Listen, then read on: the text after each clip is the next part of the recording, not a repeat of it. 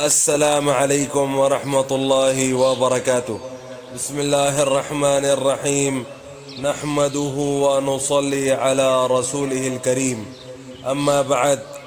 دمشق میں سہیل بن حنظلیہ رضی اللہ عنہ نامی ایک صحابی رہا کرتے تھے جو نہایت یکسو تھے، بہت کم کسی سے ملتے جلتے تھے اور کہیں آتے جاتے نہ تھے۔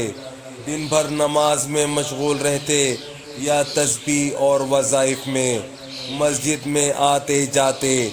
راستے میں حضرت ابو درداء رضی اللہ عنہ پر، جو مشہور صحابی ہیں، گزر ہوا۔ ابو درداء رضی اللہ عنہ فرماتے ہیں کہ کوئی کلمہ خیر سناتے جائیں، تمہیں کوئی نقصان نہیں، ہمیں ہی نفع ہو جائے گا۔ تو وہ کوئی واقعہ حضور صلی اللہ علیہ وسلم کے زمانے کا یا کوئی حدیث سنا دیتے۔ ایک مرتبہ اسی طرح جا رہے تھے، ابو درداء رضی اللہ عنہ نے معمول کے موافق درخواست کی کہ کوئی کلمہ خیر سناتے جائیں۔ کہنے لگے کہ ایک مرتبہ حضور اقدس صلی اللہ علیہ وسلم نے ارشاد فرمایا کہ خریم استی اچھا آدمی ہے اگر دو باتیں نہ ہوں، ایک سر کے بال بہت بڑے رہتے ہیں، دوسرے لنگی ٹخنوں سے نیچے باندھتے ہیں۔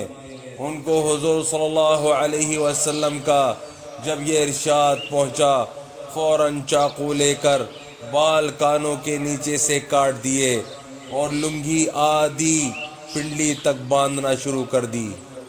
بس میرے بھائیوں دوستوں، جو آج ہم نے پڑھا ہے سنا ہے، اللہ پاک ہمیں اسے سمجھنے کی، عمل کرنے کی اور دوسروں تک پہنچانے کی توفیق عطا فرمائے، اور حضور صلی اللہ علیہ وآلہ وسلم کے مبارک طریقوں پر چلنے والا بنائے۔